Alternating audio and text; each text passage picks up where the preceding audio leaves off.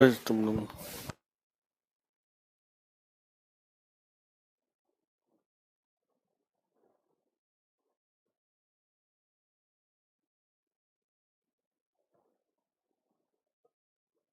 सुन पा रहे हो? आप लोग सुन पा रहे हो क्या? सुन पा रहे हैं आप लोग? यदि सुन पा रहे हो तो कमेंट करेंगे। सुन पा रहे हैं आप लोग? सुन पा रहे हैं क्या?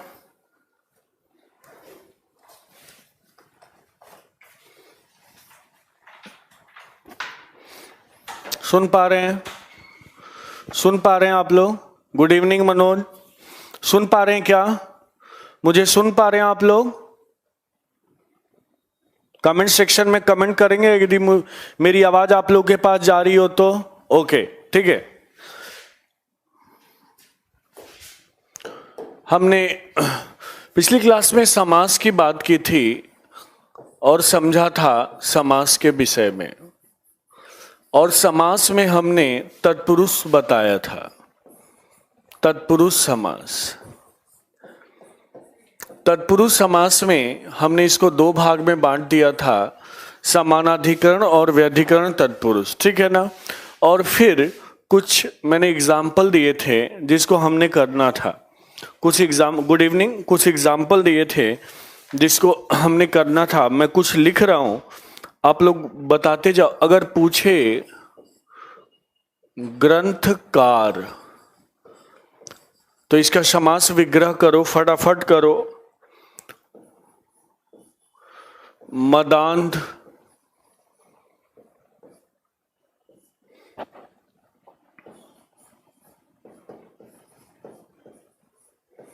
मुंह मांगा,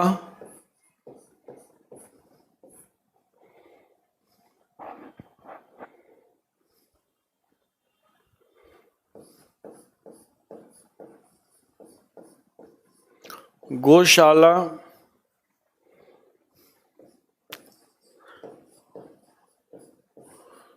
देश निकाला,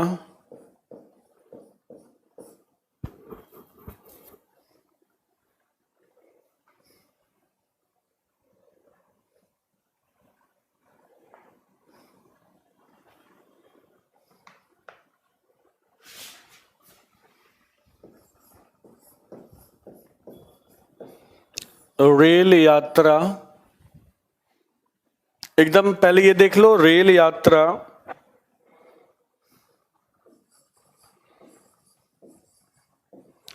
दूरदर्शन,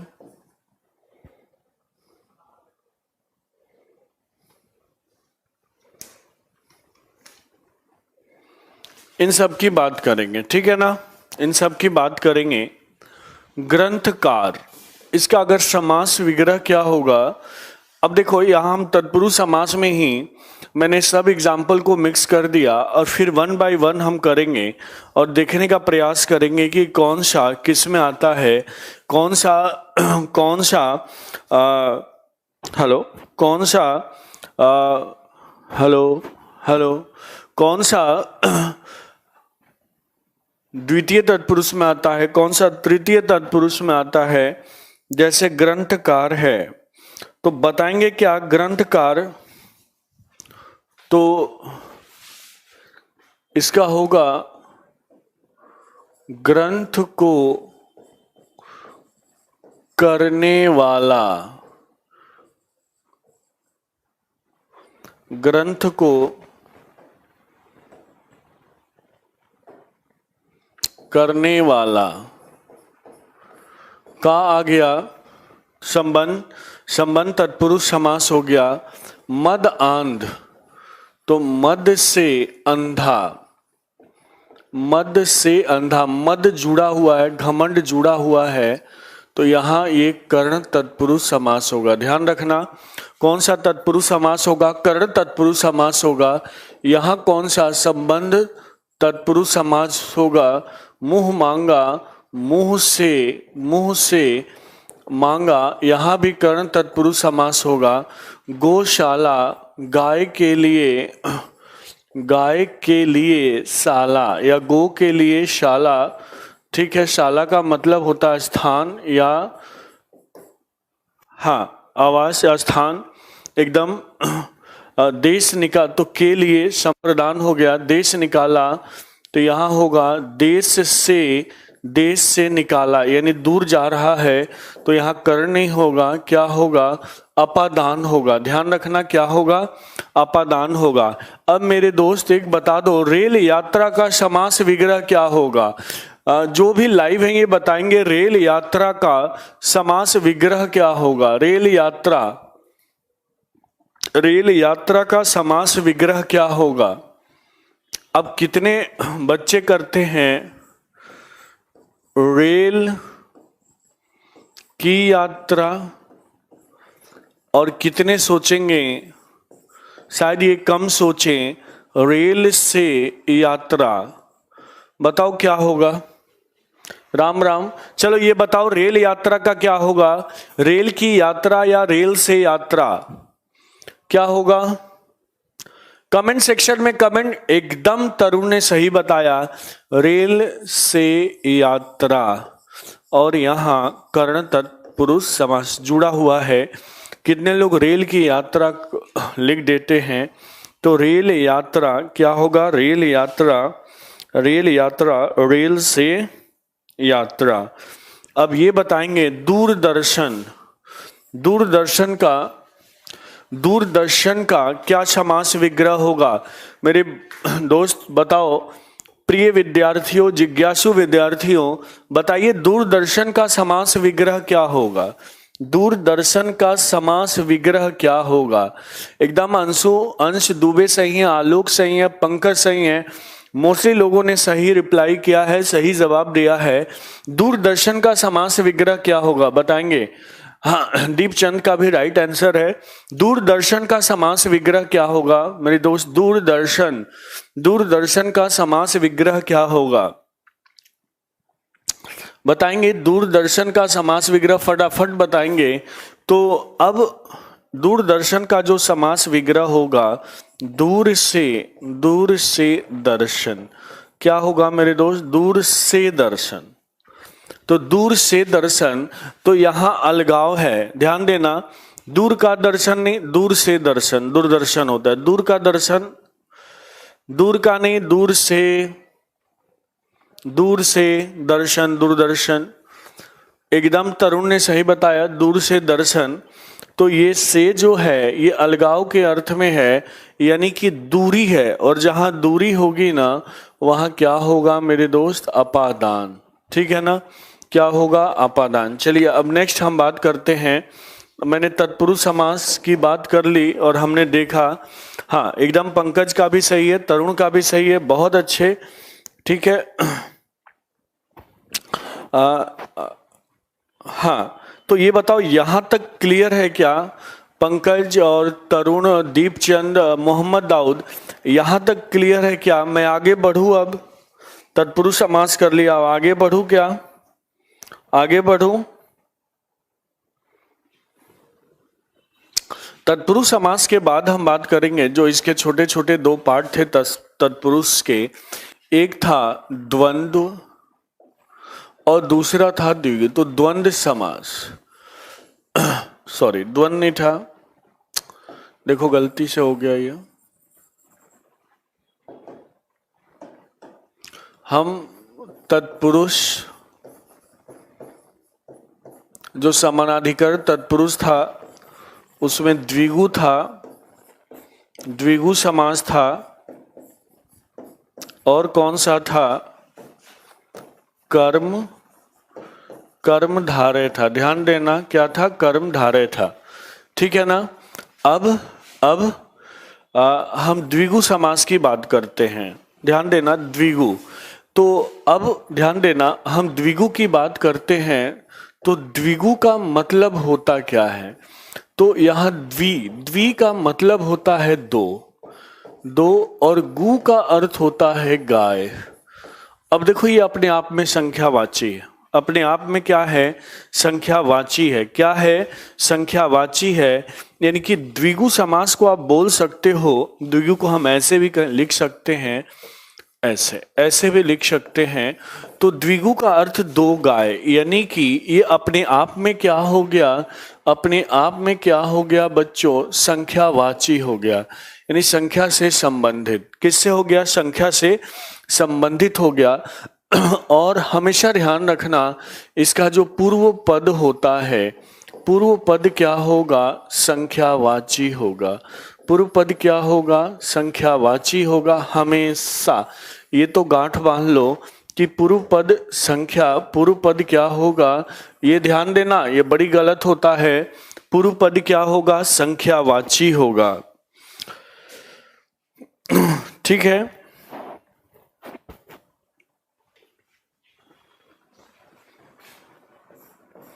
उसके बाद का पद जो होगा, उत्तर पद, संज्ञा, विशेषण, ये सब हो सकते हैं। ठीक है ना। तो ध्यान दो। और इसमें आपको बताया था कि द्विगु समास में जो प्रधान होता है वो उत्तर पद होता है। कौन सा प्रधान होता है, उत्तर पद प्रधान होता है। ये हमने किया हुआ है। अब देखो, जैसे मैं लिखूं, और एक बात, दोनों द्विगु सही हैं, दोनों द्विगु सही हैं। ये नीचे लगा हुआ है, ठीक है, और आधा द है, उसके नीचे व है, तो हमने बाद में द व गु, दोनों सही है। दीपचंद, दोनों सही है द्विगु। ठीक है ना। एक बात और ध्यान रखो कि मैंने बताया कि द्विगु समास में पूर्व पद संख्यावाची होता है, और इसमें प्रधान कौन सा होता है, उत्तर पद प्रधान होता है। उत्तर पद क्या होता है, प्रधान होता है।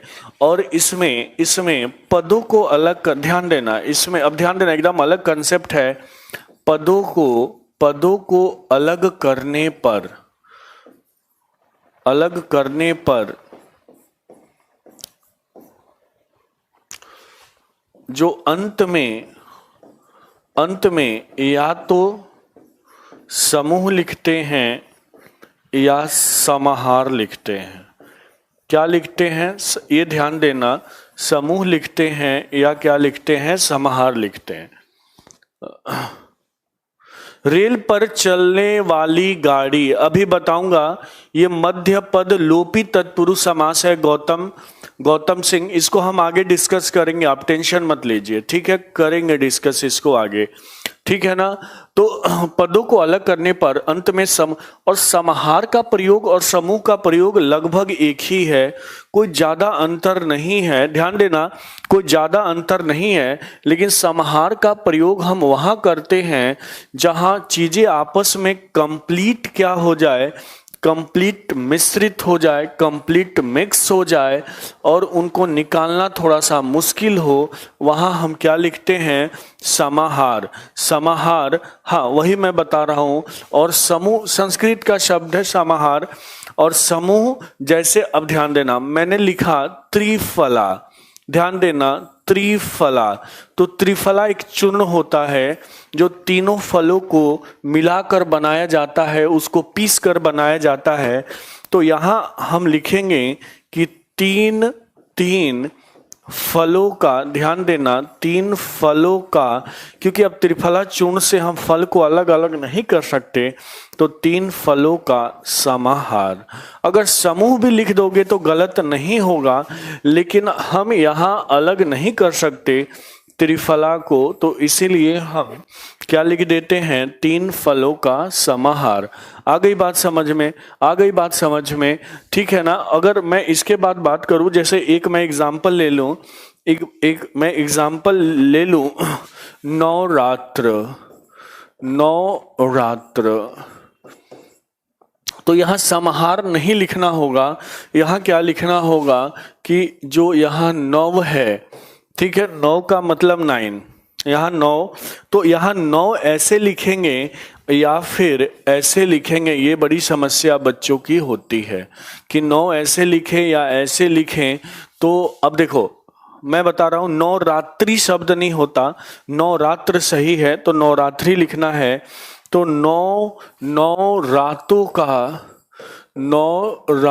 का समूह, ध्यान देना। तो अब यहाँ एक चीज विशेष रूप से, यहाँ ये 9 मत लिखो, थोड़ा सा क्योंकि यहाँ 9 का अर्थ नया से हो सकता है, तो यहाँ बेस्ट 9 रातों का समूह। ठीक है ना, आ गई बात समझ में, आ गई बात समझ में, आ गई बात समझ में, 9 रातों का समूह। ठीक है ना, जैसे शतरंग, शतरंग, शतरंग, 7 रंगों का, 7 रंगों का समूह। ठीक है, शतरंग 7 रंगों का समूह, ऐसे पूछा जाता है। अब एक बार पूछा, अब जरा मैं कुछ लिख रहा हूं, आप इसका विग्रह बताइएगा, और ये मैं द्विगु में ही लिखूंगा। मैं किस में लिखूंगा? द्विगु में ही लिखूंगा। और सुनो, द्विगु में ही लिखूंगा। जैसे मैंने लिखा सिंपल, आपसे पूछेगा रुपया, इसका विग्रह करना है। पूछेगा अठन्नी, इसका विग्रह करना है। पूछेगा दुगुना, इसका विग्रह करना है।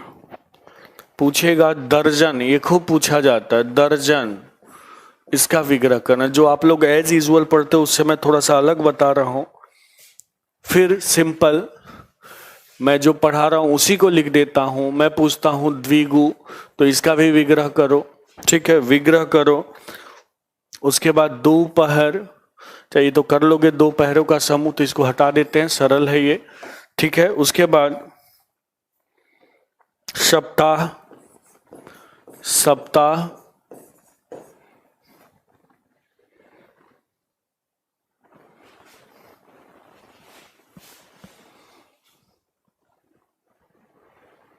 समाहार, जहां दो चीजें आपस में मिक्स हो जाती हों, उनको निकालना थोड़ा सा कठिन होता है नीरज, वहां समाहार का प्रयोग होता है।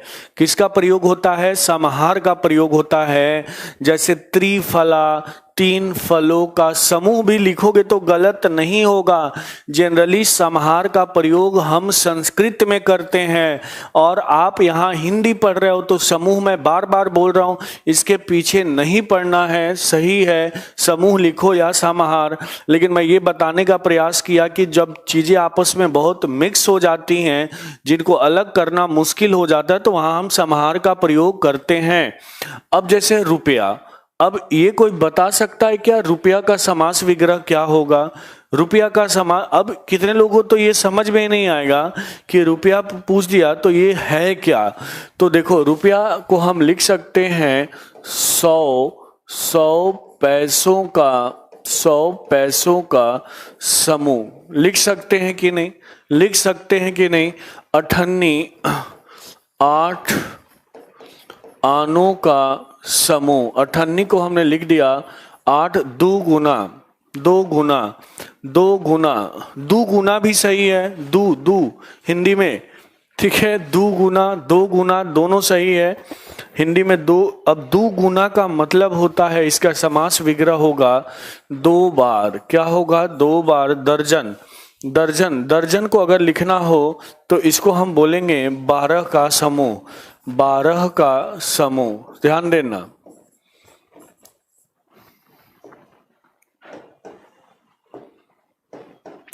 तो ये जितने भी हैं, रुपया, 100 पैसे, ये सब क्या हैं? सब क्या हैं? द्विगु समास हैं। सब क्या हैं? द्विगु समास हैं। ठीक है ना? तो अब आप द्विगु समास के एग्जाम्पल में आपको किसी भी किताब में ये सब नहीं मिलेगा। रुपया, अठन्नी, 2 गुना, दर्जन। ठीक है ना? तो हाँ, अब द्विगु का अर्थ क्या होता है? द्विगु एकदम सही। हाँ, द्विगु का अर्थ क्या होता है ये मैं बता दिया कि 2 गायों का समूह। तो 2 गायों का समूह, तो ये भी क्या हो जाएगा? ये भी क्या हो जाएगा? द्विगु समास। सप्ताह, 7 दिनों का समूह, 7 दिनों का समूह, तो ये भी क्या हो जाएगा? द्विगु समास हो जाएगा। क्या हो जाएगा? द्विगु। बाकी तो आप तो जानते ही हो कि त्रिवेदी, 3 वेदों को जानने वाला। ठीक है, चौपाई, 4 पदों का समूह। ठीक है। तिबारा, तिबारा तीन द्वारों का समूह, बार का तिबारा, तिबारा सुनो, तिबारा अगर पूछ दे, तिबारा, तिबारा, ठीक है। तिबारा, तिबारा का मतलब क्या होता है? तिबारा सुनो, तिबारा ध्यान देना, तीन द्वारों का समूह वाला, तीन द्वारों का समूह को हम बोलते हैं बारह। का मतलब ये गलियां, ये चौबारा, चार द्वारों का समूह चौबारा, ठीक है। तिबारा तीन द्वारों का समूह, ठीक है ना। अब मैं पूछूं इसके बाद, ध्यान देना, इसको नोट्स में जरूर लिख लेना, इसको हाँ एकदम 12 खड़ी, ठीक है ना। अब इसको नोट्स में जरूर स्थान देना, बहुत अच्छा दीपचंद ने बताया, ठीक है। अब एक मैं लिखता हूं शताब्दी और आप बताइएगा। मैंने लिखा, ध्यान दो, मैंने लिखा शताब्दी, शताब्दी, और इसको आप समास विग्रह करो, शताब्दी का समास विग्रह करो।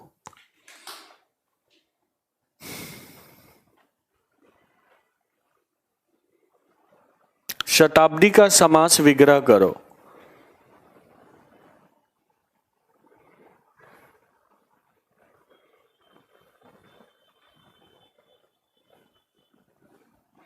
कोई कर सकता है क्या शताब्दी का समास विग्रह?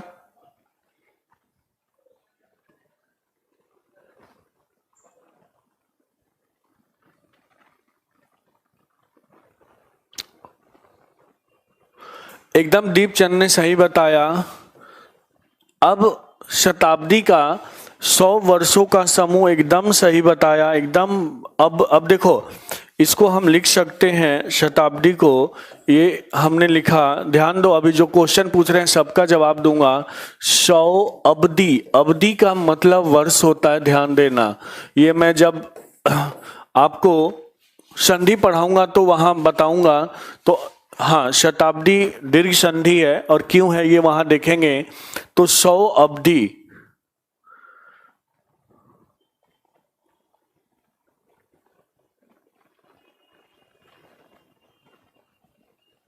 ठीक है। 100 अब्दी, अब्दी का अर्थ क्या होता है? वर्ष। 100 वर्ष का समय, ठीक है। 400 वर्षों का समूह नहीं होता शताब्दी, 100 वर्ष का समय या 100 वर्ष का समूह, समय नहीं समूह, ठीक है ना, शताब्दी। खुशबू आपने क्या लिखा है? किया है सर, देखो, ठीक है, मैं नहीं समझ पा रहा हूं आपने क्या लिखा है। चलिए अब हम इसको आगे करते हैं, और अभी तो ये सब चीजें आप समझ रहे हो, ठीक है। अब हम बात करेंगे बच्चों, एकदम ध्यान से समझना, कर्मधारय समास की। हम बात करेंगे कर्मधारय समास की, फिर प्रैक्टिस भी करवाऊंगा, उसी में और क्लियरिटी आएगी जो आपके दिमाग में गलत होता है, ध्यान देना। और एक एक चीज समझना, कर्मधारय समास, यहां कर्म लगा है और धारय यानी कर्म को धारण करने वाला, कर्म को धारण करने वाला। कर्म का अर्थ यहाँ आपका कर्म विद्यार्थी कर्म है, तो कर्म एक तरह से विशेषता को इंगित करता है। क्या इंगित करता है? क्या इंगित करता है? विशेषता को इंगित करता है। तो कर्मधारय समास, एक तो अगर आप रटने वाला परिभाषा देखो तो कर्मधारय समास में जो है उत्तर पद प्रधान होता है। कौन सा पद प्रधान होता है ये तो समझते ही हो, उत्तर पद प्रधान होता है। और ध्यान देना, ठीक है, कौन सा उत्तर पद प्रधान होता है कर्मधारय समास में। और कर्म का अर्थ विशेषता, कर्म का अर्थ क्या होता है? विशेषता होता है। थैंक यू नीरज यादव, ठीक है, कर्म का अर्थ विशेषता होता है। और विशेषता का अर्थ हम पहले से पढ़ चुके हैं कि वो विशेषण के संदर्भ में होता है। किस संदर्भ में होता है? विशेषण के संदर्भ में होता है। तो पूरे व्याकरण में हम कर्मधारय समास को एकदम अलग टेक्निक से पढ़ने जा रहे हैं, ध्यान देना, एकदम अलग टेक्निक से पढ़ने जा रहे हैं। हम पूरे कर्मधारय समास को 4 भाग में बांट देते हैं समझने के लिए, ध्यान देना। हम कर्मधारय समास को 4 भाग में बांट देते हैं। पहला पूर्व पद जो है, ध्यान देना, पूर्व पद विशेषण हो, पूर्व पद क्या हो? यानी पूर्व पद विशेषण हो, और उत्तर पद जब विशेषण है, तो जब विशेषण किसके साथ लगता है, संज्ञा या सर्वनाम के साथ, तो उसको हम विशेष्य कहते हैं। तो यहां उत्तर पद क्या हो जाएगा, विशेष। पहला कंडीशन तो ये बनता है। पहला कंडीशन क्या बनता है, पूर्व पद विशेषण, पूर्व पद विशेषण और उत्तर पद विशेष्य। फिर यहां होगा, यहां मैंने लिख दिया पूर्व पद विशेष्य। ध्यान देना, पूर्व पद विशेष यानी संज्ञा हो सकता है, और उत्तर पद विशेषण। उत्तर पद क्या बच्चों, विशेषण। ध्यान देना, उत्तर पद विशेषण, ध्यान दो। और उसके बाद हमने यहां लिख दिया कि दोनों पद, क्योंकि यहां उपमेय उपमान होगा, तो दोनों पद विशेष्य हों और एक दूसरे की विशेषता बताते हों। दोनों पद क्या हो, विशेष्य हो। ध्यान देना, दोनों पद क्या हो, एकदम अलग कंसेप्ट पढ़ने जा रहे हो। दोनों पद क्या हो, विशेष्य हो। और तीसरा कंडीशन है, चौथा कंडीशन है बच्चों, दोनों पद क्या हो, विशेषण हो। दोनों पद क्या हो, विशेषण हो। मतलब अब सुनो, 1 by 1 मैं एग्जाम्पल बताता हूं। पूर्व पद विशेषण, और जैसे मैंने लिखा नील कमल। क्या लिखा बच्चों मैंने, नील कमल। और ध्यान रखना, कर्मधारय समास में पदों को अलग करते हो तो ये याद करने की जरूरत नहीं है जो पता नहीं क्या क्या आप याद कर, कंसेप्ट को समझो। कुछ भी आ सकता है अलग करने पे, हमें ये नहीं ध्यान देना है। लेकिन आप एक जो पढ़ते हो कि कर्मधारय समास में पदों को अलग करने पर है जो और है जो के समान और रूपी, यानी कि है जो, तो मैं लिख देता हूं पदों को अलग करने पर बीच में है जो के समान। अब एकदम सब क्लियर करेंगे, के समान और रूपी का प्रयोग होता है। के समान और ये तीन चीज, एक तो है जो, के समान और रूपी का प्रयोग होगा। जैसे नील कमल, तो इसको अगर विग्रह करोगे ना, तो एकदम ध्यान से समझना, नीला है जो कमल। ध्यान देना, नीला है जो कमल। अब मैंने इसको ऐसे कर दिया, मिलेगा नहीं। नीला पूर्व पद है और पूर्व पद क्या है, विशेषण है। कमल संज्ञा है, तो कमल क्या है, विशेष्य है। तो ये पहला कंडीशन हो गया। ये पहला, आ गई बात समझ में मुकेश बात समझ में आ गई। पूर्व पद विशेषण, देखो नीला विशेषण है। नीला क्या है, यहाँ नीला पूर्व पद है और विशेषण है, और कमल क्या है, विशेष्य है। ये बातें समझ में आ गई क्या? पहला कंडीशन समझ में आया क्या? बताएंगे। फर्स्ट कंडीशन क्लियर हुआ क्या? फर्स्ट कंडीशन क्लियर हुआ, पहला कंडीशन क्लियर हुआ, समझ में आ गई बात या फिर मैं बताऊं? कमेंट करेंगे फटाफट, इतना टाइम नहीं है। कमेंट में टाइम न ले, अन्यथा समय की बर्बादी होती है। जब आपसे पूछा जाए तुरंत कमेंट करे, धड़ाधड़ कमेंट करे कि समझ में आया कि नहीं, ताकि मैं आगे बढ़ूं। समझ में आ गई बात ये? जैसे एक और एग्जांपल ले लेता हूं, नील गाय। तो नीली है जो गाय, यहां नील विशेषण है और गाय क्या है, विशेष्य है। कमल विशेष्य क्यों है? कमल किसकी विशेषता बता रहा है? कमल की विशेषता बता रहा है ना। तो जिसकी विशेषता बताई जाती है वो विशेष्य ही तो होता है। जिसकी विशेषता बताई जाती है वो क्या होता है मेरे दोस्त? विशेष्य ही होता है। इसका विशेष आप ध्यान रखेंगे, ठीक है ना। अब एक बात और, अब मैंने दूसरा कंडीशन बताया कि पूर्व पद विशेषण, और दूसरा अब मैंने लिखा, ध्यान देना, मैंने लिखा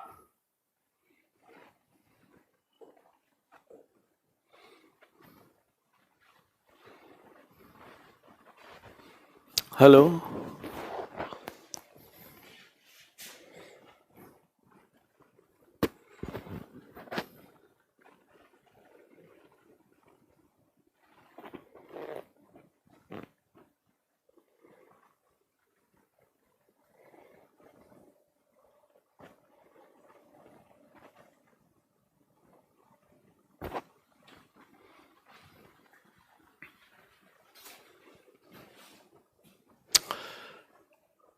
सुनो, यहाँ पूर्व पद कोई भी संज्ञा होगा। पूर्व पद क्या होगा बच्चों? पूर्व पद संज्ञा होगा।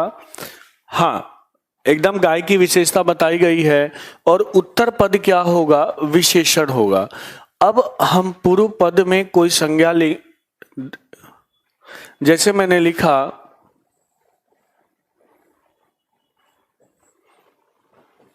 शिवलाल, शिवलाल, क्या लिखा? शिवलाल। इसका विग्रह करेंगे क्या? शिवलाल का विग्रह कीजिए, फिर मैं बताता हूं। शिवलाल का विग्रह कीजिए, शिवलाल का विग्रह कीजिए। कमेंट करेंगे शिवलाल का विग्रह कीजिए। तो अब शिव है जो लाल नहीं करेंगे, ऐसे करेंगे लाल, यहां तो अपने अनुसार ही होगा। लाल है जो, लाल है जो शिव। अब देखो यहां विशेषण बाद में आ गया। विशेषण कहां आ गया? लाल जो है वो बाद में आ गया और विशेष्य पहले आ गया। विशेष्य क्या आ गया? पहले आ गया। तो पूर्व पद विशेष्य और विशेषण दोनों पद विशेष्य, यानी कि जब हम तुलना करते हैं तो विशेष्य में दो चीज मिलता है। एक मिलता है उपमेय और दूसरा मिलता है उपमान। क्या मिलता है मेरे दोस्त? उपमेय और उपमान। शिव के लाल, हाँ एकदम मुकेश ने सही बताया। लाल है जो शिव, लाल है जो शिव, ठीक है ना?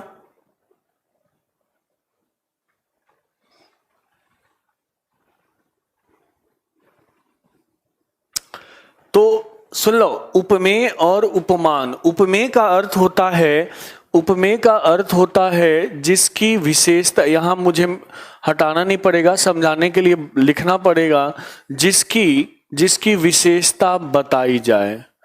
यानी कि उपमेय जिसकी विशेषता और उपमा, यानी कि जिसकी तुलना की जाए। सिंपल, थोड़ा सा और इजी लैंग्वेज में मैं लिख देता हूं। उपमेय का अर्थ होता है, उपमेय का अर्थ होता है, ध्यान दो, जिसकी तुलना की जाए। उपमेय, ध्यान देना, उपमेय होता है जिसकी तुलना की जाए। क्या होता है? जिसकी तुलना, अभी सब बताऊंगा, और जिसकी तुलना की जाए। और उपमान होता है जिससे तुलना की जाए, जिससे तुलना की जाए। उपमान क्या होता है? जैसे मैंने लिखा कमल नयन। अब देखो, कमल भी संज्ञा और नयन भी क्या है? संज्ञा है। तो भैया दोनों विशेष्य हो गए, दोनों विशेष्य हो गए। सुनो, दोनों विशेष्य हो गए, कमल भी संज्ञा। अब ऐसे जब प्रश्न आए, मैंने बताया दोनों पर, तो अब नयन के समान कमल या कमल के समान नयन, तो यहां सोचना होगा। जब दोनों विशेष्य है तो यहां के समान आता है, के समान आता है, या रूपी का प्रयोग होता है। किसका प्रयोग होता है? रूपी का। तो कमल नयन जो है ना, तो नयन कमल के समान नयन या कमल रूपी नयन, तो ये दोनों पद विशेष। लेकिन फाइनली आंसर क्या होगा?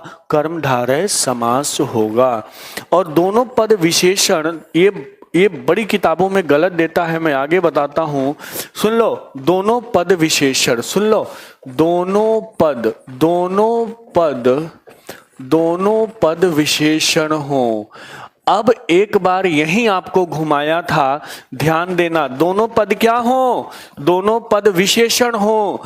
जैसे अगर मैं पूछूं, ध्यान देना, और यहां थैंक यू राहुल, ठीक है। अब दोनों पद विशेषण हो, यहां एक बार विशेष ध्यान देना है आपको। कैसे गच्चा देता है आपको परीक्षक जब आप प्रश्न बनाता है, ठीक है, एग्जामिनर आपका प्रश्न बनाता है तो आपको गच्चा कैसे देता है, ध्यान देना। पूछेगा, ध्यान देना। और आप कितना मजे से गलत करते हो। लाल पीला, लाल पीला कौन सा समास है? और यहां बहुत सारे विद्वान विद्यार्थी बैठे हैं। पहला द्वंद्व, क्योंकि पहले से पढ़े हो तो थोड़ा सा मैं कनेक्ट कर देता हूं। दूसरा द्विगु, नहीं, ऐसे ऑप्शन नहीं, ऐसे करते हैं।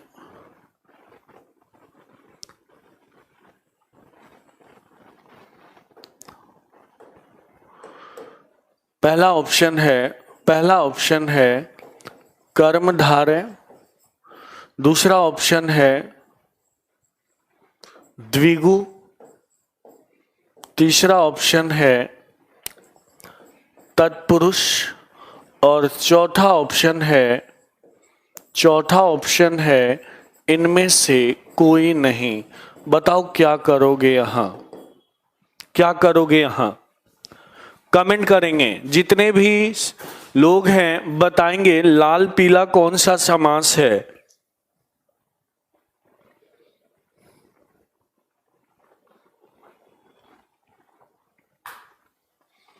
कमेंट कीजिए, देखते हैं।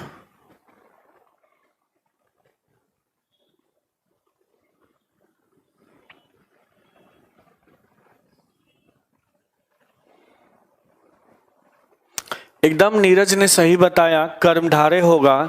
90% किताबों में 90%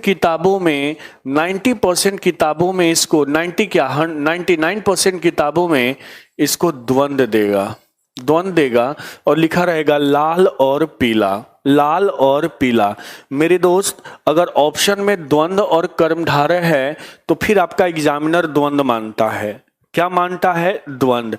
लेकिन अगर द्वंद्व है ही नहीं तो आप इनमें से कोई नहीं टिक करना है। आपको क्या टिक करना है? कर्मधारय। क्लियर हुआ ना? क्लियर हुआ? मनोज, दीपचंद, पंकज, मुकेश, क्लियर हुआ? कैसे एग्जामिनर गच्चा दे रहा है देखो आपको, ठीक है। अगर ऑप्शन में द्वंद्व और कर्मधारय है तो फिर द्वंद्व आएगा आंसर की में, मुझे पता है। लेकिन एग्जामिनर ट्रिक लगा देता है, द्वंद्व को उड़ा देता है और फिर ऑप्शन देगा कर्मधारय, द्विगु, तत्पुरुष, इनमें से कोई नहीं। तो फिर क्या होगा? कर्मधारय समास। पढ़ाने वाले तो पढ़ा ही देते हैं कि खट्टा मीठा भी द्वंद्व समास है। मैं दोनों बताता हूं कि ऑप्शन में अगर द्वंद्व है और कर्मधारय तो फिर द्वंद्व टिक करो, द्वंद्व है ही नहीं तो फिर खट्टा मीठा को भी क्या टिक करो? कर्मधारय समास। ठीक है ना? ठीक है। अब देखो, अब मैं कुछ क्वेश्चन लिखता हूं। एक बात और, मैं कुछ क्वेश्चन लिखता हूं और ध्यान देना।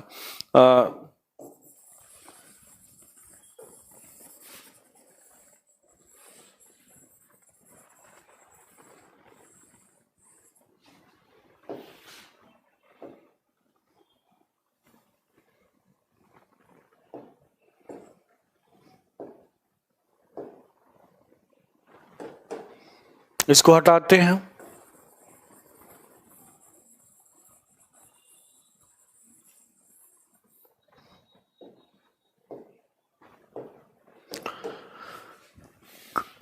कुछ उपसर्ग हैं, कुछ उपसर्ग जो हैं वो अलग होते हैं। कुछ उपसर्ग जो हैं वो किसका विग्रह? आलोक यादव। लाल और पीला, कोई फर्क नहीं पड़ता, लाल और पीला, ठीक है ना। आप विग्रह बीच के शब्दों में नहीं जाना है। जो अच्छा समास पढ़ने वाला होता है ये कभी है जो के समान इन सब के चक्कर में नहीं पड़ता, कंसेप्ट पे ध्यान देता है जो के समान अगर याद करोगे तो कभी नहीं हो पाएगा। कुछ उपसर्ग जो होते हैं, ध्यान देना, वो अगर अलग होते हैं तो वो विशेषण के रूप में गिने जाते हैं। किस रूप में? विशेषण के रूप में गिने जाते हैं। और ठीक इसी तरह अगर आपसे पूछता है सज्जन,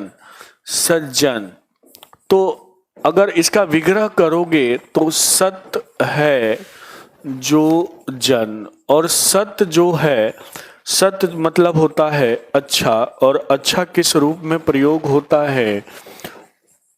विशेषण के रूप में। तो कुछ उपसर्ग है लाल और पीला। आलोक यादव, लाल और पीला, ठीक है। सत है जो जन, मैंने पजल्ड जहां मैंने बताया कि कैसे ट्रिकी क्वेश्चन पूछे जाएंगे। अगर ऑप्शन में द्वंद्व और कर्मधारय है तो फिर द्वंद टिक करो, मैंने बता दिया है। लेकिन नॉलेज भी कोई चीज होती है, उसको भी ध्यान रखना होगा। सज्जन, सत है जो जन, सत है जो जन, तो क्या होगा? अब ठीक उसी तरह अगर आ जाए महापुरुष, महापुरुष, महापुरुष, तो महान है जो पुरुष, ठीक है। खुशबू, खुशबू, खुशबू, तो खुश है जो बू।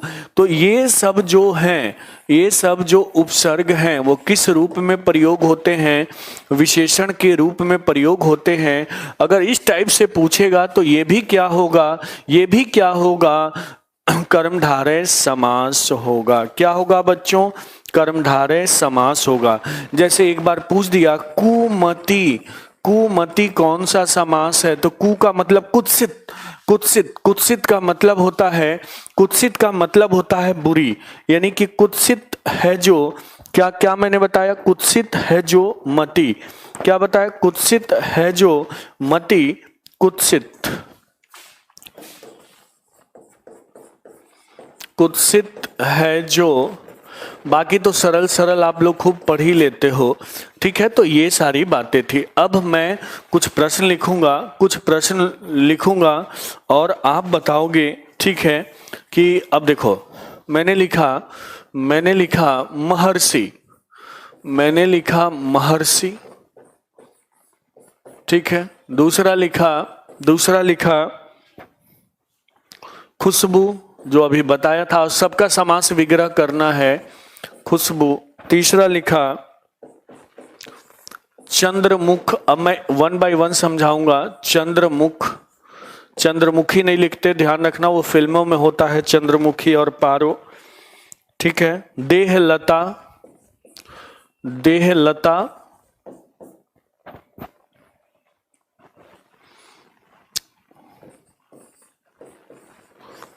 बदबू,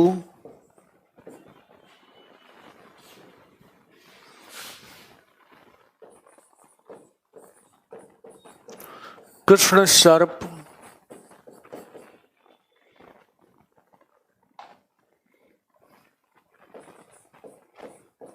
प्राण प्रिय,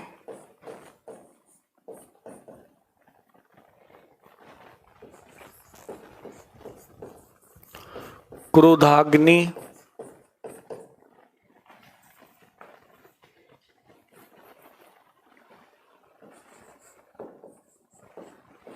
चंद्रवदन,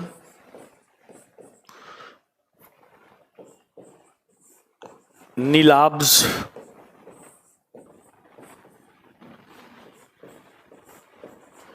नीलोत्पल। सुनो, महर्षि, महर्षि तो महान, महान है जो, महान है जो ऋषि। ये तो सिंपल है और बहुत ही सरल है, सिंपल के साथ साथ सरल भी है, ठीक है। सिंपल के साथ साथ क्या है, सरल भी है, हलन से बचना चाहिए। मैं लिख देता हूं ताकि आप, महान है जो ऋषि, तो महान, ये तो कोई डाउट ही नहीं है, सीधा सीधी ये क्या दिख रहा है? खुशबू, मैंने बताया था खुश उपसर्ग है। खुश क्या है? उपसर्ग है, अरबी फारसी के उपसर्ग में आते हैं खुशबू।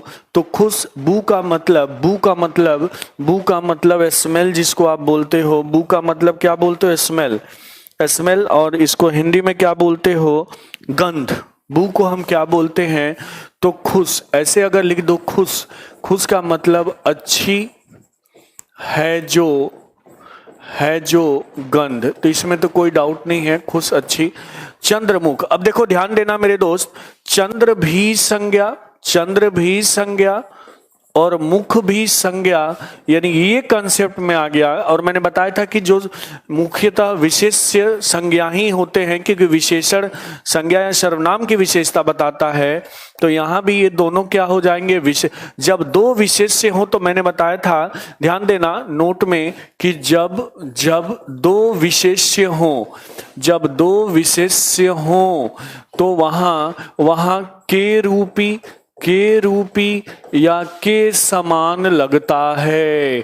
जब दो विशेष्य हो तो क्या लगता है, के रूपी या के समान लगता है, तो चंद्रमुख। अब यहाँ दोनों विशेष्य हैं तो यहाँ हम लिख देंगे चंद्र के समान, चंद्र रूपी मुख या चंद्र के समान मुख। आगे देह लता, देह भी संज्ञा लता भी संज्ञा, तो यहां ऐसे करेंगे लता रूपी देह, लता रूपी देह, ऐसे नहीं करेंगे देह रूपी लता। लता, हम लता मतलब लचीला, जैसे लताएं होती हैं, हमारा शरीर लचीला है, तो लता रूपी देह, लता रूपी देह। यहां उपमेय ये हो गया, उपमेय ये हो गया, और उपमान कौन सा हो गया, लता। बदबू, बद है जो बू, बद, बद का मतलब बुरी, है जो गंध, उसे हम क्या बोलेंगे, बदबू। कृष्ण सर्प, कृष्ण सर्प, अब कृष्ण मतलब काला होता है तो ये विशेषण है, तो कृष्ण है जो सर्प अर्थात काला है जो सर्प, कृष्ण है जो सर्प। लेकिन यहां ऐसे ही लिखो, बेस्ट यही होता है, मैंने बताया जो इधर होगा वही, कृष्ण है जो, कृष्ण है जो सर्प अर्थात काला है जो सर्प। प्राण प्रिय, प्राण प्रिय, प्राणों के समान, प्राणों के समान प्रिय, प्राणों के समान क्या होगा, प्राणों के समान प्रिय, ठीक है ना। प्राणों के समान क्या होगा, प्रिय। क्रोधाग्नि, क्रोध रूपी, क्योंकि क्रोध भी संज्ञा अग्नि भी संज्ञा, क्रोध रूपी अग्नि, चंद्र बदन, चांद के समान बदन, तो ये भी तो के समान आ जाएगा। नीलाब्ज, अब्ज, नीला है जो, नीला है जो, नीला है जो, अब्ज, अब्ज का अर्थ होता है कमल, ध्यान देना। तो नीलाब्ज पूछ दे और आप नील कमल याद करते रहोगे, गलत हो जाएगा। नीलोत्पल, नील है जो उत्पल, यहाँ उत्पल का भी अर्थ क्या है, कमल से है, तो अगर नीलाब्ज और नीलोत्पल पूछेगा तो वही नील कमल ही पूछ रहा है। यहां तक क्लियर है, यहां तक क्लियर है क्या, यहां तक क्लियर है। मैंने बताया कि जब दो विशेष्य आ जाएं तो के रूपी या के समान लगाओ, क्या लगाओ, के रूपी या के समान लगाओ, ठीक है। और हमने हर डायमेंशन से समझने का प्रयास किया। कुछ उपसर्ग भी आ जाते हैं जैसे सत, खुश, बद, दुर, दुर का मतलब बुरा, ठीक है, कुत्सित, कु, ये सब, ठीक है ना। क्लियर है यहां तक, यहां तक क्लियर है, यहां तक क्लियर है क्या, यहां तक क्लियर है, यहां तक क्लियर है, यहां तक क्लियर है, यहां तक क्लियर है। देह रूपी लता, आलोक यादव नहीं, देह रूपी लता नहीं, लता नहीं, लता रूपी दे, लता रूपी दे। क्लियर है यहां, यहां तक क्लियर है। मैं आगे बढ़ूं क्या, आगे बढ़ूं,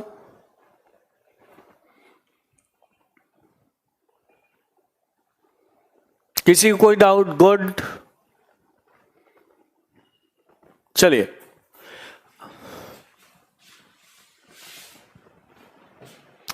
अब नेक्स्ट हम बात करेंगे, अब हमने दोनों कर लिया, तत्पुरुष का कर्मधारय भी कर लिया और द्विगु भी कर लिया। अब हम एक अलग हम करने जा रहे हैं द्वंद्व समास। कौन सा समास, द्वंद्व समास। आप बोलते हो द्वंद्व युद्ध चल रहा है, क्या चल रहा है, द्वंद्व युद्ध चल रहा है। द्वंद्व युद्ध का मतलब क्या होता है, द्वंद्व युद्ध का मतलब क्या होता है, दो, द्वंद्व का युद्ध, दो लोगों के बीच जो युद्ध होता है उसे हम, तो यहाँ दो तो होंगे ही, दो लोग होंगे या कुछ भी हो सकता है, दो होने चाहिए मिनिमम, ठीक है। आपको लगेगा कि दो चीजें हैं, एक इधर है और एक इधर है, लेकिन अब सुनो, मैं कभी ये नहीं बताऊंगा कि इसमें हाइफन लगा होता है या योजक चिन्ह लगा होता है, एकदम गलत होगा। आप लोग रटते हो ना कि इसमें योजक चिन्ह होता है, ठीक है। बस मैं आपको ये बताऊंगा कि द्वंद्व समास में, द्वंद्व समास में दोनों पद क्या होते हैं, प्रधान होते हैं। और एक और मैं बता दूंगा चाहोगे तो, कि पदों को अलग करने पर और या फिर अथवा, तो इसके अलावा कुछ भी नहीं, इसके अलावा कुछ भी नहीं मेरे दोस्त। ठीक है, लास्ट वाला फिर से अब चलो रिवीजन में बता दूंगा खुशबू। बस अब देखो, आप लोग किताबों में पढ़ लेते हो योजक चिन्ह होता है, कोई जरूरी नहीं। अब देखो द्वंद्व समास में कुछ नहीं, इसके अलावा कुछ नहीं ध्यान में रखना है, ध्यान रखना। जैसे मैंने लिखा, जैसे मैंने एक लिखा भूखंड। अब जो भी प्यारे लाल पढ़ेगा, जो भी मेरे प्यारे बच्चों, जो प्यारे लाल हैं वो पढ़े होंगे कि बीच में योजक चिन्ह होता है, इसको देखते ही टिक कर देंगे द्वंद्व, और आंसर की जब आएगा तो ये तत्पुरुष समास में हो जाएगा।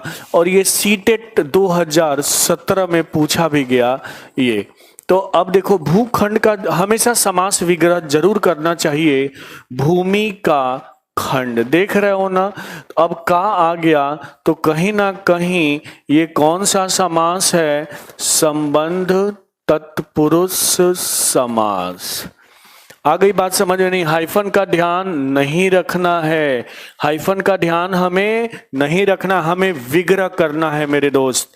अगर मैं पूछूं धर्माधर्म, मैंने अब यहां तो विग्रह नहीं है, यहां तो विग्रह नहीं है, तो अब देखो धर्माधर्म जो है, तो ये जो है इसको विग्रह करोगे तो धर्म और अधर्म, धर्म और अधर्म, तो ये द्वंद्व है। ठीक है, दो हैं धर्म और अधर्म, लेकिन यहां तो कोई हाइफन है ही नहीं, तो अब हाइफन वाला दिमाग में नहीं रखना है। एक दूसरे के विलोम क्या क्या लोग पढ़ लेते हैं, कुछ नहीं। जैसे मैंने लिखा सत्या सत्या सत्य, क्या लिखा बच्चों, सत्या सत्य।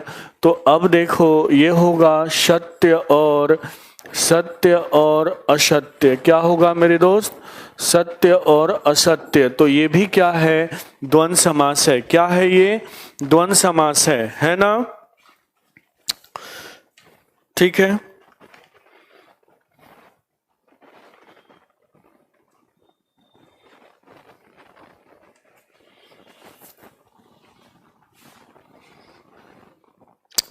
अगर मैं लिखूं, आप बताइएगा, मैं लिखूं देवासुर, मैंने लिखा देवासुर, तो क्या होगा, देव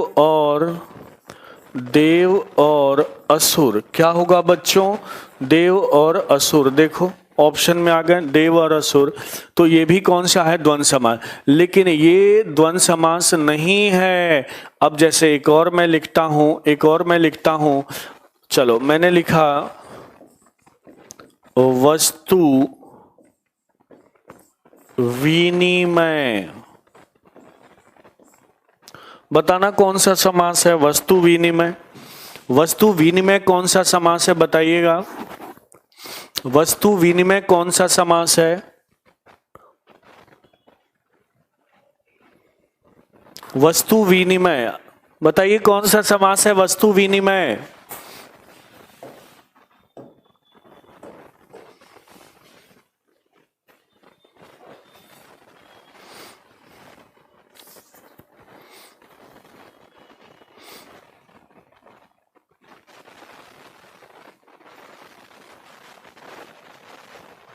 वस्तु विनिमय कौन सा समास है,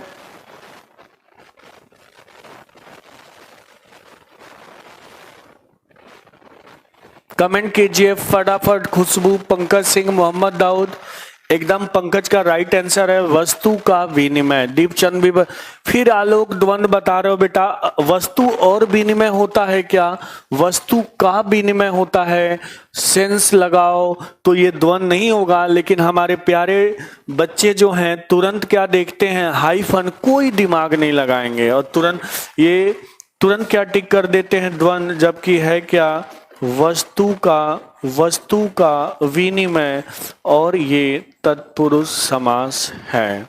बहुत सारे एग्जाम्पल ऐसे मिलेंगे, आगे हम करेंगे। जैसे ही समास खत्म होगा 30-40 क्वेश्चन का मैं प्रैक्टिस भी कराऊंगा, तो उसमें ये चीजें मिलेंगी, तो प्लीज आप लोग ध्यान रखना, ठीक है ना, ध्यान रखना। ठीक है, अब हम आगे करते हैं। और द्वंद का यानी कि दोनों पद प्रधान, द्वंद का अर्थ होता है जोड़ा। ठीक है, अब कभी कभी आपसे पूछ देता है, द्वंद के भी भाग हैं, इतरेतर द्वंद है, ठीक है ना, और भी हैं, ठीक है, समाहार द्वंद है, समाहार्य द्वंद है। इसको मैं पढ़ाऊंगा, पहले सिंपल द्वंद पढ़ लो। ठीक है, कल मैं कुछ एकदम अलग, कल का सेशन सब लोग आना जो आज लाइव हो, कल मैं एकदम सबको जोड़कर कुछ अलग बताने वाला हूं। ठीक है, आज तो एकदम सरल चीजें चल रही हैं ताकि मैं आपको जांच पाऊं, आपको समझ पाऊं। जैसे कभी कभी पूछता है ना, कि ध्यान देना, पूछता है दंपति कौन सा समास है, दंपति कौन सा समास है, जोड़ा कौन सा समास, जोड़ा कौन, एक वर्ड में पूछ देगा कि दंपति कौन सा समास है, जोड़ा कौन सा समास है, और पितरौ कौन सा समास है, पितरौ कौन सा समास है। एकदम मनोज सही बताए। ठीक है, तो दंपति कौन सा समास है, जोड़ा कौन सा समास है, ठीक है, और पितरौ कौन सा समास है। ठीक है ना, अब दंपति का अर्थ जानते हो क्या होता है मेरे दोस्त, दंपति का अर्थ देखो, दंपति में है पति,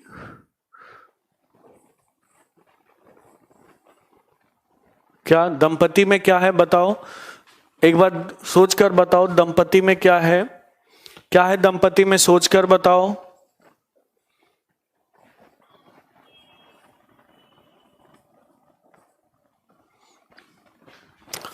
पति और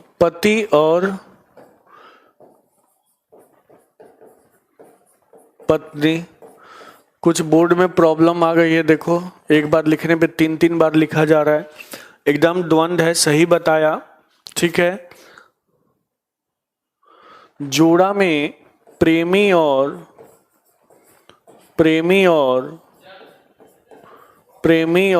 प्रेमिका,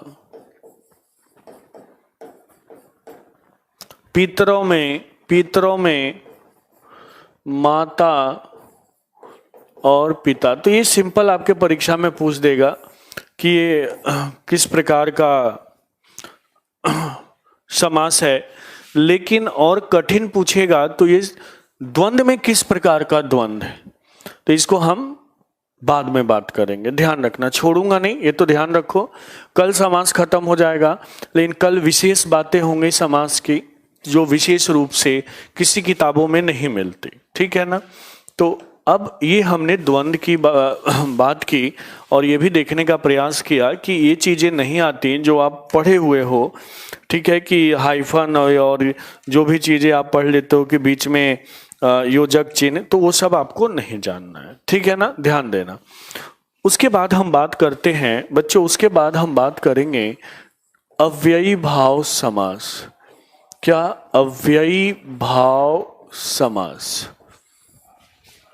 अब बड़ी समस्या है, लोग इसको समझा नहीं पाते, बस बोल देते हैं अव्ययी भाव समास और बोल देते हैं कि इसमें उपसर्ग लगा होता है, और ये नहीं बताते कि उपसर्ग और अव्यय का क्या कनेक्शन है।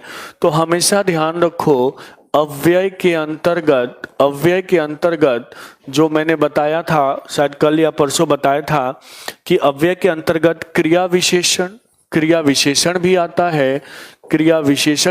है, संबंध बोधक अव्यय भी आता है, समुच्चय बोधक अव्यय भी आता है, विस्मयादि बोधक अव्यय भी आता है, उपसर्ग भी अव्यय का एक पार्ट ही है, प्रत्यय भी अव्यय का एक पार्ट है, निपात भी अव्यय का एक पार्ट है। निपात भी तो भैया जब उपसर्ग लगा हुआ है और उपसर्ग किसका हिस्सा है, अव्यय का, इसीलिए अव्ययी भाव समास के अंतर्गत मुख्यतः किसका प्रयोग होता है, उपसर्ग का प्रयोग होता है। किसका प्रयोग होता है।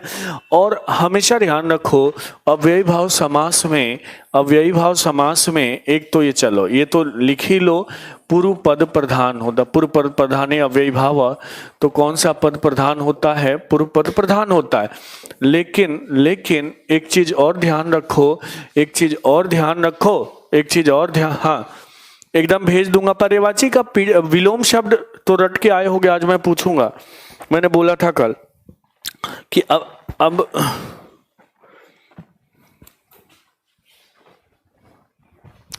इसकी पहचान क्या है, इसकी पहचान क्या है, इसमें पहला पद क्या होगा, उपसर्ग होगा। क्या होगा, पहला पद उपसर्ग होगा। दूसरा पहचान है कि यहाँ एक ही शब्द की क्या होगी, आवृत्ति होगी। एक ही शब्द की क्या होगी, आवृत्ति। देखो जैसे मैंने बोला कि यथाशक्ति, तो यथा उपसर्ग है, यथा उपसर्ग है और इसका विग्रह होता है शक्ति के अनुसार। क्या होता है, शक्ति के अनुसार। क्या होता है मेरे दोस्त, शक्ति के अनुसार, यथाशक्ति का सम। और यथा जो है ये उपसर्ग है और उपसर्ग अव्यय के अंतर्गत आते हैं, इसलिए ओके। और सुनो, एक ही शब्द की आवृत्ति, एक ही शब्द, ध्यान रखना, एक ही शब्द, दो शब्द नहीं, एक ही शब्द की आवृत्ति हो। जैसे मैं लिखूं ऐसे पूछ दे कि दीन, दो ऐसे हाइफन लगा के पूछ दे। अब यहाँ भी कितने मेरे होनहार विद्वान विद्यार्थी देखते हैं हाइफन और तुरंत टिक कर देंगे द्वंद। क्या टिक कर देंगे, द्वंद, सोचेंगे नहीं। जबकि एक ही शब्द की आवृत्ति हो तो वो अव्ययी भाव समास में आएगा। अगर दिन और रात होता तो वो द्वंद में होता। लेकिन यहाँ सेम शब्द का रिपीटेशन हो रहा है, सेम शब्द की आवृत्ति हो रही है, एक ही शब्द की आवृत्ति हो रही है, इसलिए किस में आएगा, अव्ययी भाव समास में आएगा। क्या आएगा,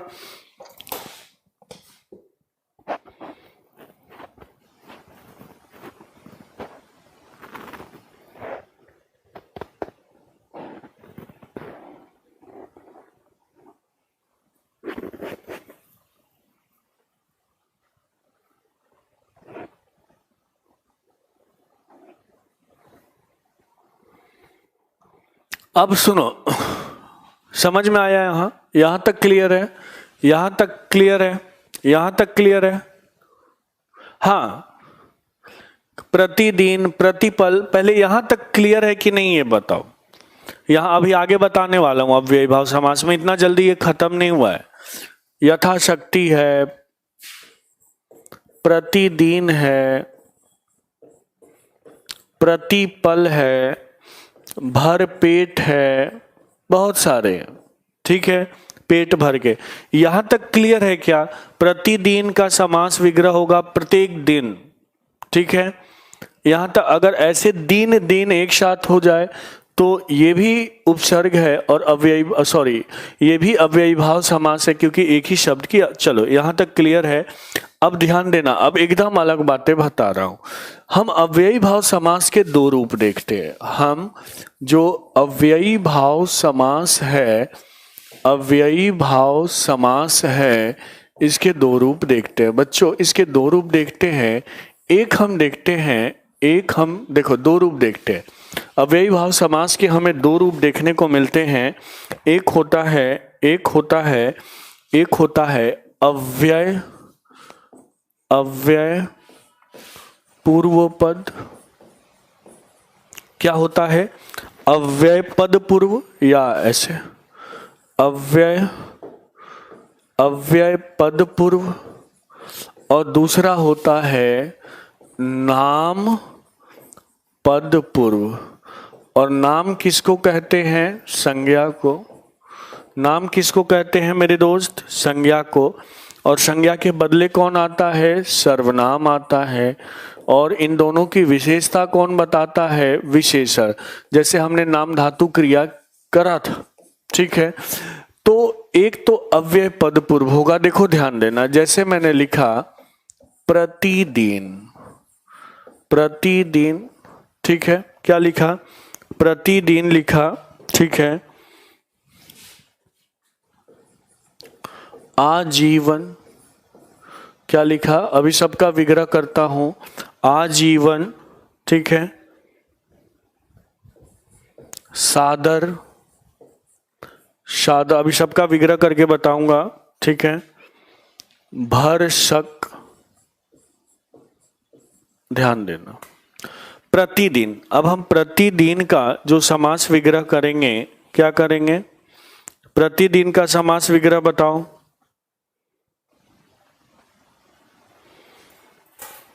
यहां प्रतिदिन हटा दो, इसमें ये नहीं आएगा।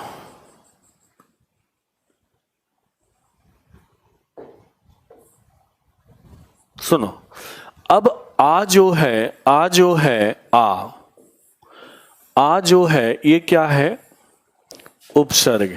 क्या है, आ उपसर्ग है, और उपसर्ग को ही हम क्या कहते हैं, तो देखो सा भी उपसर्ग है, सा भी, वहां प्रति को मैंने थोड़ा कंफ्यूज आ जाते हैं, इसलिए भर भी क्या है,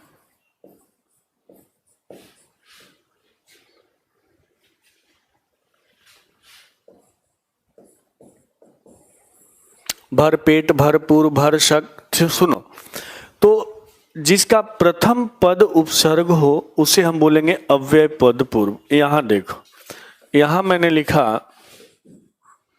दीन और दीन, ये दोनों क्या है, दोनों क्या है, संज्ञा। क्या है, दोनों क्या है बच्चों, दीन दीन क्या है, संज्ञा। दूसरा लिखा एक एक, तो ये भी क्या है, एक क्या है, विशेषण, और ये क्या है, विशेषण।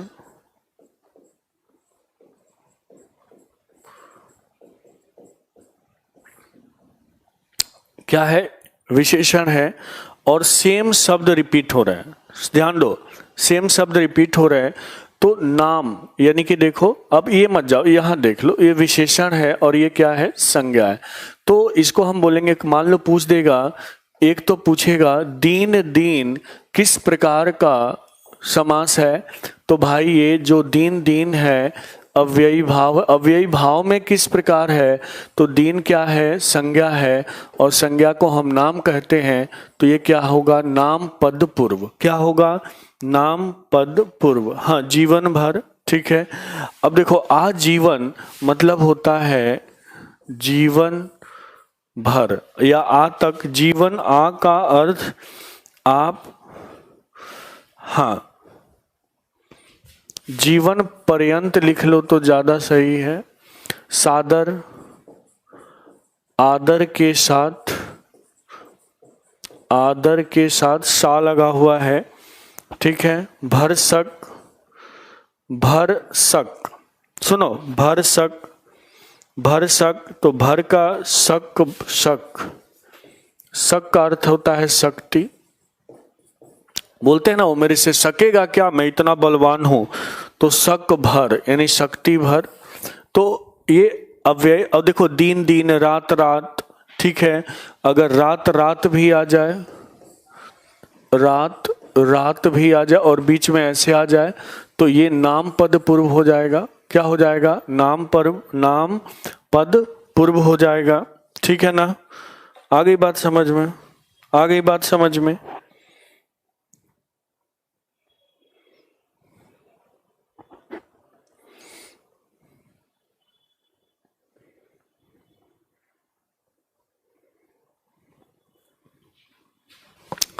अब चलो एक क्वेश्चन बताओ, अगर मैं पूछूं गांव, गांव कौन सा समास है, गांव गांव कौन सा समास है, बताएंगे गांव गांव कौन सा समास है, फास्ट बताएंगे, गांव गांव कौन सा समास है, गांव गांव कौन सा समास है, गांव गांव कौन सा समास है, बताएंगे।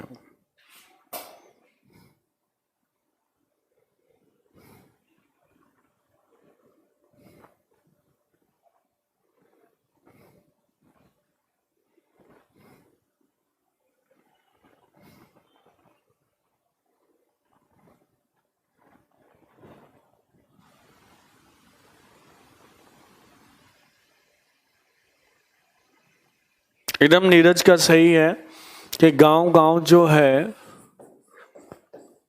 अव्ययी भाव समास है। अव्ययी में किस प्रकार का है? ऑप्शन में दो, अव्यय पद पूर्व है या नाम पद पूर्व है, बताएंगे। गुड। अव्यय पद पूर्व है या नाम पद पूर्व। देखो नीरज का आंसर आ गया। नीरज ने बताया कि सर ये नाम पद पूर्व है। एकदम एक्सीलेंट नीरज, ठीक है, एक्सीलेंट, बहुत अच्छा बात, बहुत अच्छा बताया, ठीक है।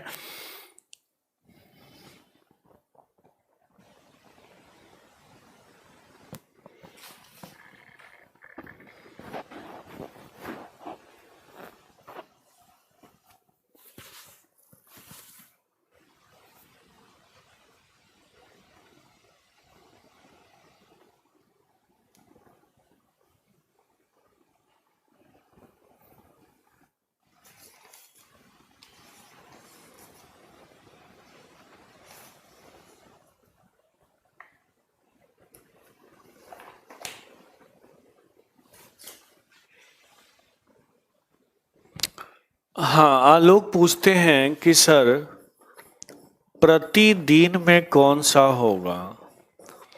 प्रतिदिन में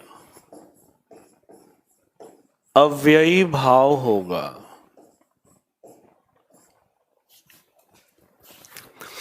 क्या होगा? अव्ययी भाव। प्रति का अर्थ होता क्या है?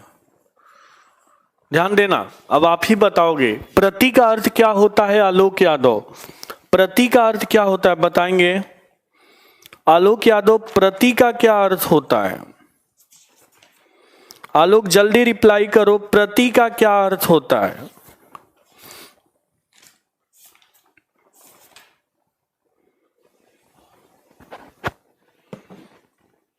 आलोक, प्रति का क्या अर्थ होता है?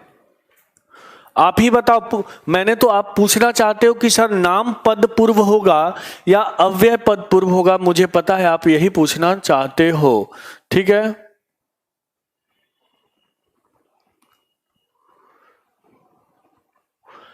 पर विवेक बोलते हैं डेली, प्रत्येक, प्रत्येक, प्रत्येक, एक एक, चलो प्रत्येक। अब प्रत्येक क्या है? संज्ञा है, सर्वनाम है, विशेषण है, क्या है?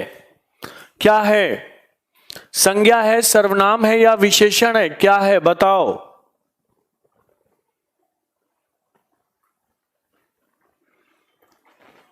क्या है?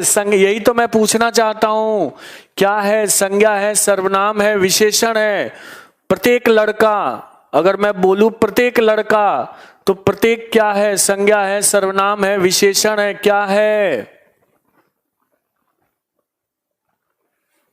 बोलो। या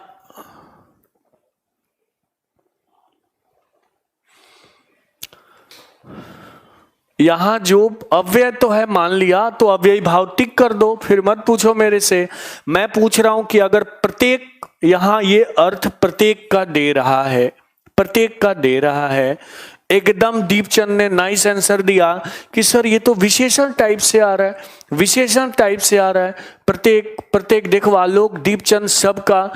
अब जब विशेषण हो गया तो क्या होगा? नाम पद पूर्व ही तो होगा। क्या होगा? नाम पद पूर्व। क्या हो जाएगा? नाम पद पूर्व। आ गई बात समझ में? आ गई बात समझ में? आ गई बात? देखो अंश दुबे का भी है, आ गई बात समझ में अब? तो अब क्लियर। चलो अब फिर हम बात करेंगे, फिर हम बात करेंगे बहुब्रीहि समास की। किसकी? बहुब्रीहि समास की।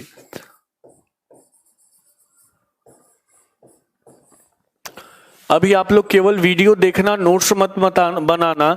जब कोई टॉपिक कंप्लीट खत्म हो जाए उसी के बाद नोट्स बनाया करो। ध्यान रखो, थोड़ी थोड़ी बातें लिख लिया करो। लेकिन होगा क्या, जब पूरा वीडियो देख लोगे तो जोड़ने आ जाएगा, अरे सर यहाँ इसने ये सर ने बताया, उसको यहाँ जोड़ो, उसको यहाँ जोड़ो, ठीक है ना।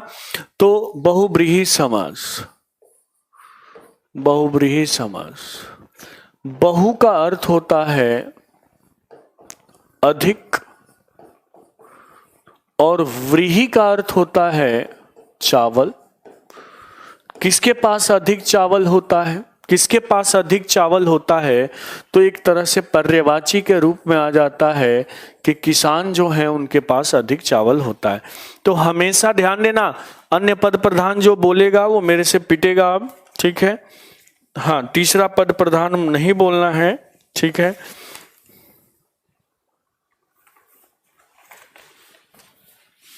यानी कि यहां हमें ये लिखना है, ये लिखना है, जिस समास में दोनों ही पद या उभय पद गौड़ होते हैं, जिस समास में दोनों ही पद गौड़ होते हैं, गौड़ का मतलब हाँ उनका इंपॉर्टेंस नहीं दिया जाता, महत्वपूर्ण नहीं है, दोनों ही पद गौड़ होते हैं, ठीक है, तथा कोई तीसरा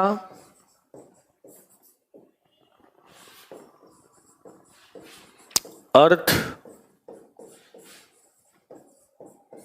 कोई तीसरा अर्थ निकलता है, बस तीसरा अर्थ निकलता है। हाँ ठीक है, बनिया, कोई बात नहीं, बनिया तीसरा ही तो अर्थ है। अब जिसने कहा कि अन्य पद प्रधान होता है फिर वो जानेगा। आपको बोलना है कि जिस समास में दोनों ही पद गौड़ होते हैं तथा कोई तीसरा अर्थ निकलता है। क्या अर्थ निकलता है?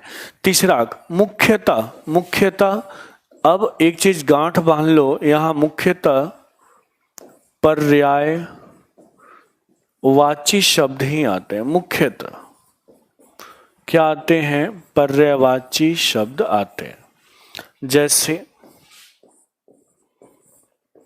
नीलकंठ किसका पर्यायवाची है? शंकर का। तो इसको आप विग्रह करते हो, नीला है जिसका कंठ, क्या हो जाएगा वो? नीला है जिसका कंठ शिव। अब देखो पर्यायवाची आ गया। नीलकंठ किसको कहते हैं? शिव को। तो हमें यही पकड़ना है, ठीक है, यही पकड़ना है, ठीक है। जिस समास में दोनों ही पद गौड़ होते हैं, गौड़ का मतलब प्रधान नहीं होते, बोल सकते हो दोनों ही पद गौड़ होते हैं, ठीक है। प्रधान नहीं होते, थोड़ा सा गड़बड़ हो जाएगा। मनोज, अगर आपको व्याकरण की नॉलेज है तो गौड़ का मतलब इंपॉर्टेंस तो है लेकिन बहुत ज्यादा महत्व हम नहीं दे रहे। पद हैं लेकिन बहुत ज्यादा महत्व नहीं है, लेकिन महत्व तो है। अगर इसका और इसका प्रधान नहीं होता, नीला और कंठ, तो हम तीसरा आंसर लाते कैसे? तीसरा आंसर लाते, महत्व हमने कम कर दिया, गौड़ कर दिया है। आगे बात समझ में मनोज? क्या कर दिया है? हमने गौड़ कर दिया है। क्या कर दिया है? आगे बात समझ में मनोज, जो मैं बोल रहा हूं? मनोज समझ पा रहे हो मेरी बात? समझ पा रहे हो मनोज? समझ पा रहे हो मेरी बात? कमेंट करेंगे जो मैंने बोला है। ये प्रधान अप्रधान का चक्कर में मत रहो आप, बस जिस समास में दोनों ही पद गौड़ होते हैं, ठीक है, दोनों ही पद क्या होते हैं? गौड़ होते हैं, और कोई तीसरा अर्थ निकलता है, तथा कोई तीसरा अर्थ निकलता है उसे। जैसे नीलकंठ, नीला है कंठ शिव। दशानन, दशान। अब जो भी आपको ये पढ़ा रहा है 90% वीडियो में, 90 का यार 100% वीडियो जो यूट्यूब पे पढ़ाए जा रहे हैं उल्टा सीधा लूसेंट रट रट के पढ़ा रहे हैं जिसका कोई अर्थ नहीं है।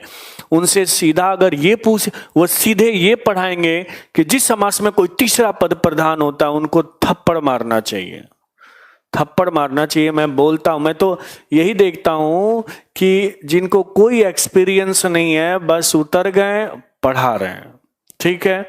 हाँ, ना कोई किताब पढ़ते हैं ना कोई कुछ, बस कूद कूद के और चिल्ला चिल्ला के पढ़ा रहे हैं, बच्चों को दिग्भ्रमित कर रहे हैं, ठीक है।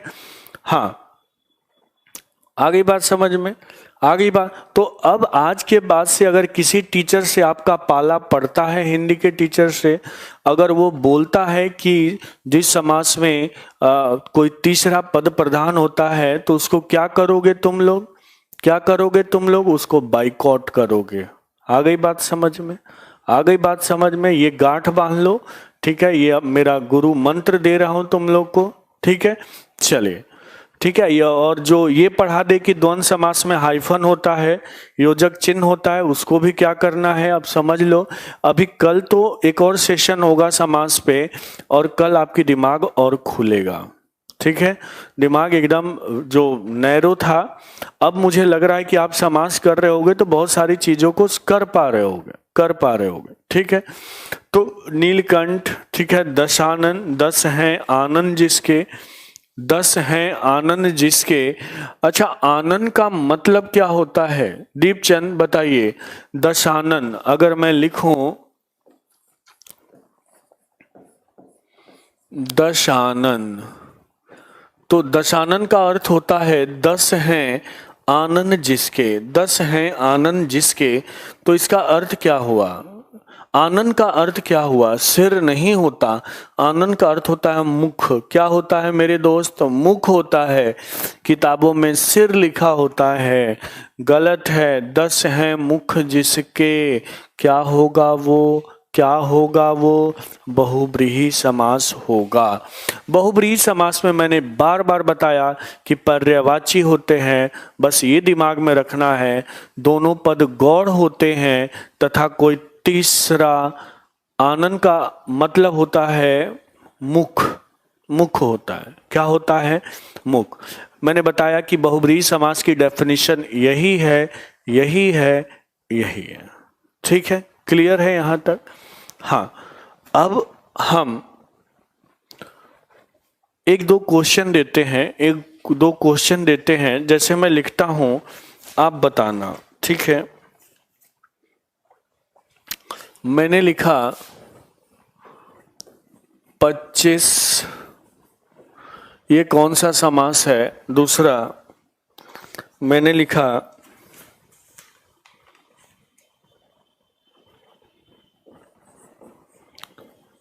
18, मैंने क्या लिखा 18।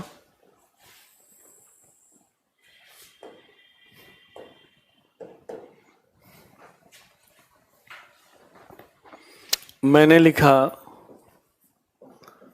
29,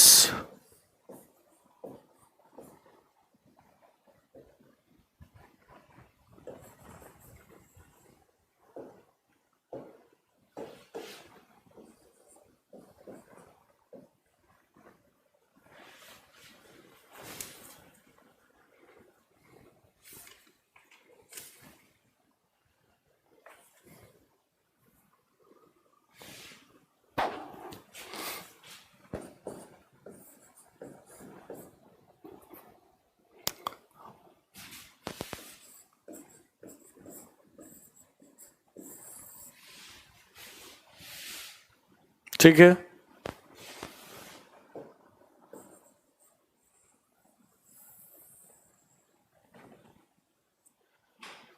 पहले इसको नहीं लिखते, एक और चीज लिखता हूं। मैंने लिखा 89, मैंने लिखा 29। बताओ 25 होगा तो ऐसे लिखोगे 5 और 5 और देखो 25 जब भी पूछे तो 5 और 20 का समूह 25 क्या होगा, या 5 और 20 लिख दो, बेस्ट यही है। 5 और 20 कुछ नहीं करना है, 5 और 20 तो 5 और 20 है तो क्या हो गया, सुनो 5 और 20 तो अब कितने बच्चे इसको करेंगे कि प्रथम पद संख्या है तो इसको कितने लोग कर देंगे द्विगु, कितने लोग करेंगे द्विगु, मुझे पता है कितने लोग क्या करेंगे द्विगु करेंगे। हमेशा ध्यान रखो द्विगु में ये संख्या होगा, यहाँ संज्ञा सर्वनाम संज्ञा विशेषण कुछ होगा, सेम जो है संख्या नहीं होंगे तो ये द्विगु नहीं होगा, ध्यान रखना ये द्विगु नहीं होगा, ठीक है।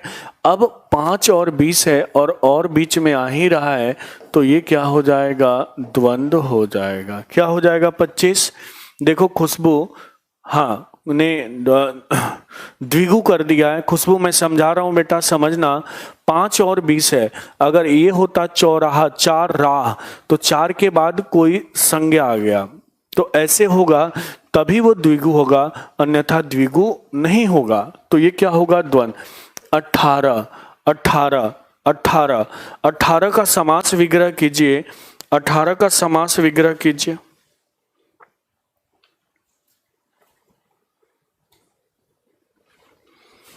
अठारह का समास विग्रह कीजिए तो ये भी क्या होगा, 8 और 10, ठीक है। 89 9 और क्या होगा 80, 9 और 80 89 9 और 80 तो ये तीनों जो हो जाएंगे ना ये क्या हो जाएंगे, द्वंद्व हो जाएगा। 29 ये जो उन है ना, उन ध्यान रखना उन उपसर्ग है, क्या है उन अव्यय है, उपसर्ग है। उनका मतलब होता है एक कम, जैसे एक, उनका मतलब होता है क्या, एक कम, ध्यान देना इसको लिख लेना। 29 एक कम, यानी कि जब भी नोट्स बनाना इंसान, हाँ लिखा हुआ है देख लेना दीपचंद, हाँ उसको भी नोट्स में लिख लो, बेस्ट होगा। तो अब 29 का अर्थ होता है एक कम, चाहे 29 हो चाहे 39 हो, तो ये सब उनका उपसर्ग है एक कम, तो इसको हम बोलते हैं 30 से एक कम, 30 से एक कम। अब यहाँ उपसर्ग है तो ये पता है क्या हो जाता है, ये जो होता है अव्ययी भाव समास होता है। क्या होता है मेरे दोस्त, अव्ययी भाव समास होता है। क्लियर हुआ यहाँ तक। अब चलो अब हम फिर आ जाते हैं शुरू से, ठीक है।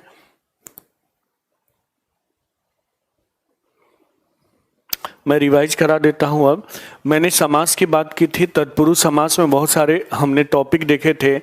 हमने देखा था रेल यात्रा, दूरदर्शन, दूर से दर्शन, अपादान है रेल की यात्रा। कितने बच्चे रेल की यात्रा करेंगे, जबकि रेल की यात्रा नहीं होती, रेल से यात्रा सही विग्रह ये है। तो इन सब दूर से दर्शन ये सोचते हैं से है, कर्ण टिक कर देते हैं, जबकि अलगाव है तो ये क्या होगा, अपादान होगा। बाकी तो आप चीजें समझ चुके हो। उसके बाद हमने किया था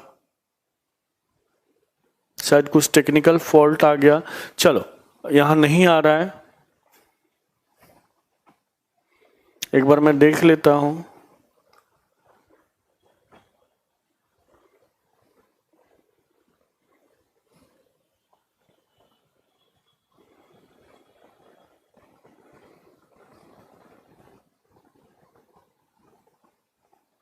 फिर द्विगु समास किया था हमने, रुपया 100 पैसों का समूह, अठन्नी, दो गुना, दुगुना, या 2 गुना भी आ जाए। देखो 2 गुना भी आ जाए दो गुना या दुगुना, दो दू में बदलता है हिंदी में। आगे हम उपसर्ग प्रत्यय देखेंगे। दर्जन, दर्जन, 12 का समूह। तो ये सारी चीजें आपको करनी है। शताब्दी, ठीक है। कर्मधारय समास को हमने 4 पार्ट में बांट दिया था। पूर्व पद विशेषण, उत्तर पद विशेषण, पूर्व पद विशेष्य, उत्तर पद विशेषण, ठीक है। दोनों पद क्या हो जाएं, विशेष्य हो जाएं। और जब दोनों पद विशेष्य हो गए तो उपमेय उपमान का कंसेप्ट आ जाता है, जैसे के रूपी के समान का प्रयोग होता है। तो ये सारी बातें हमने आज किया हुआ है। तो वीडियो को ठीक से देखिएगा। कल मैं समास को खत्म करूंगा और संधि स्टार्ट करूंगा, तो कल के लिए भी आप तैयार होके आइएगा, ठीक है। कल भी 1.5-2 घंटे की क्लास होगी। Till then take care, bye bye. Revision करें, ठीक है। कोई समस्या हो तो मुझे व्हाट्सएप कीजिए।